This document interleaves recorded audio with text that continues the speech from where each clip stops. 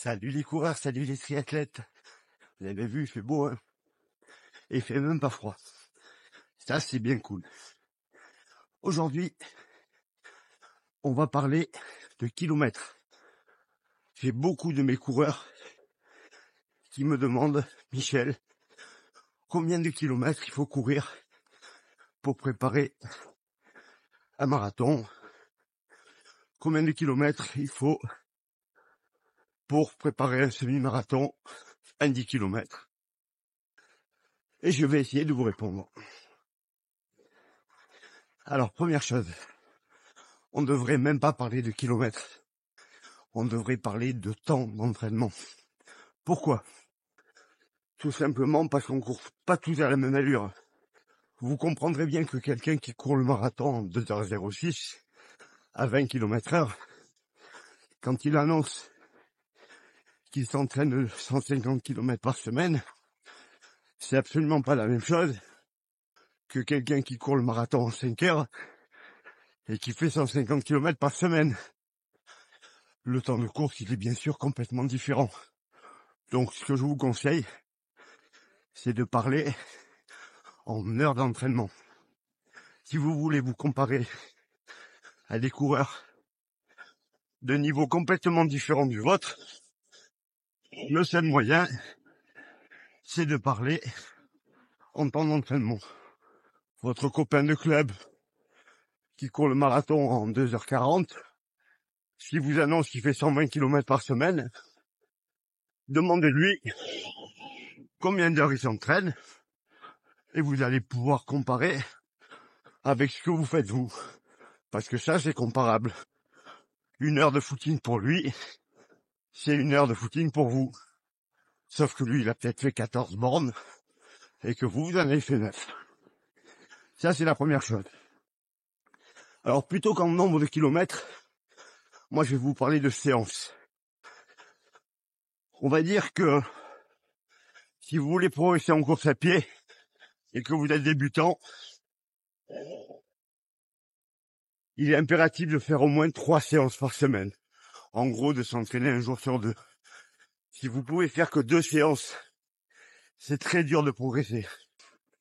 Quand on commence à s'entraîner sérieusement, c'est vachement bien quand on arrive à faire 4 séances par semaine.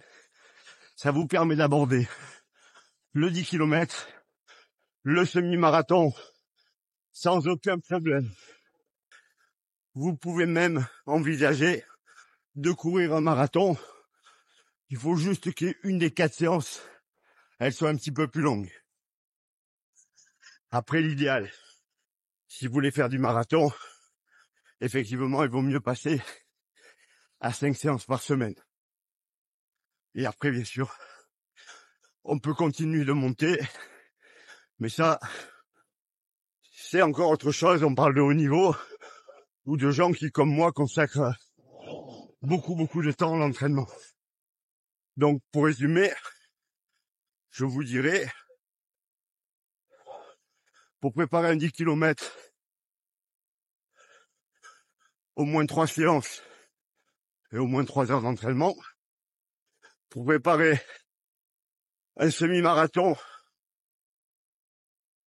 4 séances et on va dire, allez, entre 4 et 5 heures d'entraînement. Et pour le marathon, 4 ou 5 séances, entre 5 et 6 heures d'entraînement. Là, je vous parle du minimum, hein. Mais disons que ça vous permet d'aborder les épreuves dans des bonnes conditions.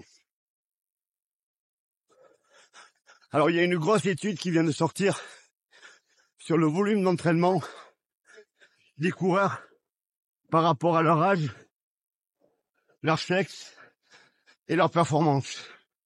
Et l'étude, elle est impitoyable.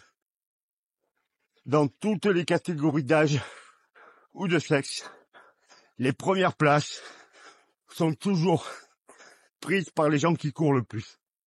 Alors ça confirme complètement tout ce que c'est moi, avec mon expérience de coureur et encore plus de coach, parce qu'au fil des années, j'ai pu vérifier ça. Quels que soient les coureurs que je prenne à l'entraînement, quand je leur fais augmenter le volume, elles finissent par être plus performantes. Alors il faut pas faire n'importe quoi non plus. Au niveau augmentation du volume, faut y aller tranquillement. Si vous vous entraînez 3 fois par semaine, passez pas 6 fois. Hein. Là, c'est direct blessure, direct pas utile. Essayez d'augmenter régulièrement. Dans un premier temps, augmentez un petit peu la durée de vos séances. Si vous avez l'habitude de faire 50 minutes, vous passez à 60, puis 65, et puis après, vous passez à 4 séances, et vous réduisez un petit peu, de nouveau, et vous faites 50 minutes, 4 fois, et puis vous recommencez à augmenter le volume sur chaque séance, avant de passer à 5. C'est vraiment l'idéal pour progresser, sans risquer de se blesser. Ensuite, il n'y a pas que ça qui compte. Et ça, il faut bien le comprendre.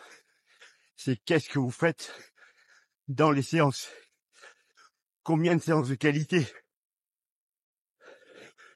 Puisque, imaginons que vous faites 5 séances dans la semaine et que vous faites 5 séances de qualité, ce qui est interdit bien sûr, mais admettons, vous allez être beaucoup plus fatigué et beaucoup moins performant en course que si vous ne faisiez que 2 séances de qualité. Alors au niveau du volume de ce qu'on fait à l'entraînement, à l'intérieur des séances, partez du principe que 80% du temps, ça doit être facile.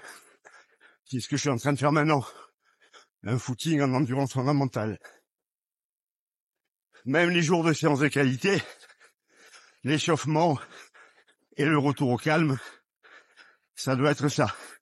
Ça vous permet, dans les 20% restants, de faire vraiment de belles séances. Parce que si vous courez vite tout le temps, vous allez faire des kilomètres, c'est sûr, mais vous n'allez pas progresser. C'est pas le but. Donc chaque kilomètre parcouru n'a pas la même valeur. Si vous faites 5 kilomètres à VMA dans la semaine, c'est monstrueux. Si vous faites 5 kilomètres en mode récup, c'est rien du tout. Donc répartissez bien et vous êtes obligé de tenir compte de ça. Comme d'habitude, je vais me servir de mon expérience de coureur. Jusqu'en 2023, pendant les dernières années, on va dire, j'ai supprimé toutes les séances de VMA de mon entraînement. Et je ne faisais que 2 séances de qualité par semaine. Une le mardi ou le jeudi, et le dimanche, une sortie longue avec à l'intérieur de la qualité. Quand je faisais ça, j'étais capable de faire quasiment du bi-quotidien tous les jours, avec beaucoup de kilomètres. Il n'était pas rare que je sorte des semaines à plus de 150. L'année dernière, avec l'envie de continuer à progresser, malgré les années qui s'accumulent, je me suis dit que j'étais un petit peu coincé au niveau des performances par rapport à ma VMA. J'avais un peu plus de 19, mais pour aller chercher le chrono sous les 2h44, c'était un peu short. Parce que moi, j'optimise mes perfs sur toutes les distances. Et vraiment, c'est plus sur l'endurance, c'est plus sur ma capacité à tenir un pourcentage haut de VMA dans le temps que je pouvais progresser. Il fallait à tout prix que je rajoute un peu de qualité en plus. Résultat, pendant ma préparation pour le marathon de Berlin, je n'ai plus fait 2 séances de qualité, mais 4. Une le mardi, 2 le jeudi, double seuil, et dimanche, sortie longue, avec l'allure spécifique, et vous savez que c'est mon dada. Donc je me suis remis à faire des séances de VMA courtes. Mais j'ai recommencé à courir des portions de course à plus de 20 à l'heure pour récupérer un peu de moteur. Et ça a super bien marché. Je me suis retrouvé à être capable de courir de nouveau à moins de 3 minutes au kilo. C'était vraiment super. Par contre, la conséquence, c'est que la fatigue, elle n'a pas du tout été la même. Et que j'ai jamais pu faire beaucoup de kilomètres. J'ai fait très peu de billes quotidiennes. Pourquoi? Parce que j'étais fatigué. Les séances de qualité que je faisais m'empêchaient de récupérer suffisamment. Et dans cette prépa pour le marathon de Berlin, j'ai quasiment pas dépassé les 100 bornes. Ce qui pour moi est vraiment très peu. Et pourtant, j'étais dans une forme pas possible. Donc, tout ça pour vous dire, déjà, il faut que vous calculiez ce qui est intéressant pour vous. C'est-à-dire, quelqu'un qui a une bonne VMA et qui en fait rien sur marathon, par exemple, il est clair qu'il faut qu'il fasse beaucoup de kilomètres et qu'il va faire d'énormes progrès grâce à ça. Alors que s'il fait des séries de fractionnés en plus, ça lui servira à rien. Donc là, vous avez tout intérêt à augmenter le kilométrage. Si vous avez des perfs équilibrés, à vous de trouver le bon compromis. Si par contre vous êtes super endurant et que vous accumulez les kilomètres comme si c'était rien, bah peut-être me faire un peu moins et un peu plus de qualité.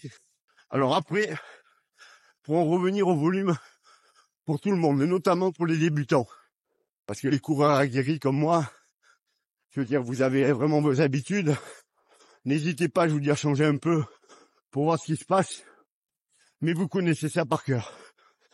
Pour les coureurs débutants, je vous ai parlé du nombre de séances.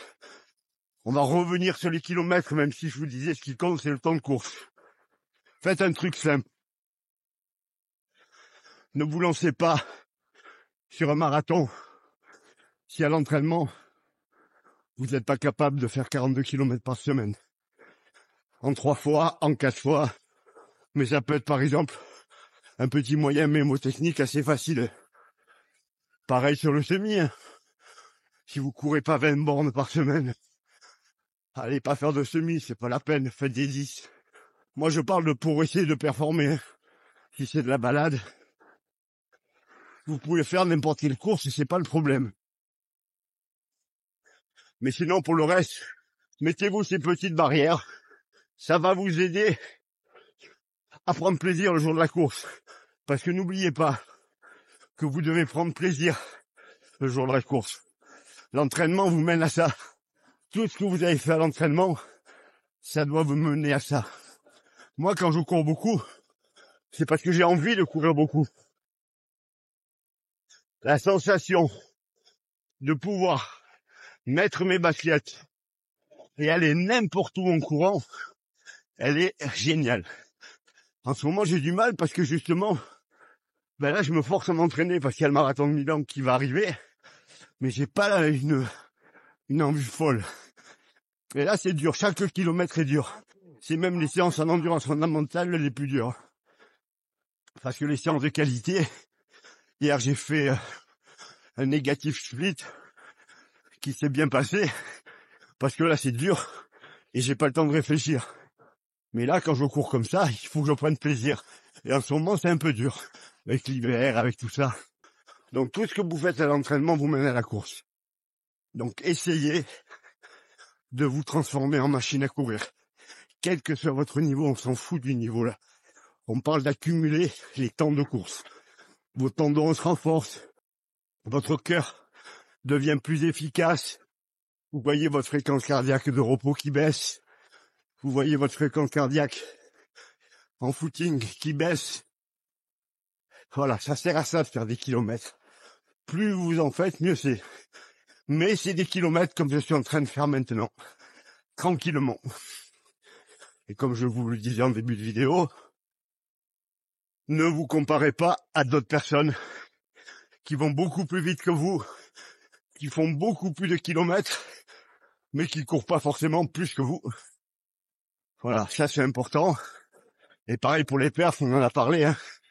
Si vous voulez comparer vos perfs à celle de quelqu'un d'autre, il faut comparer en temps de course. Combien de kilomètres tu fais en 1 heure en course et combien vous faites vous. Voilà les coureurs, voilà les triathlètes. Accumulez les kilomètres à vos allures. Calculez vos temps d'entraînement et pas le nombre de kilomètres que vous faites si vous les comparez avec vos amis. Et vous allez faire des progrès. Plus vous courez, meilleur vous serez. Ça, c'est sûr. Je vous dis à bientôt pour une prochaine vidéo. Bon entraînement à tous.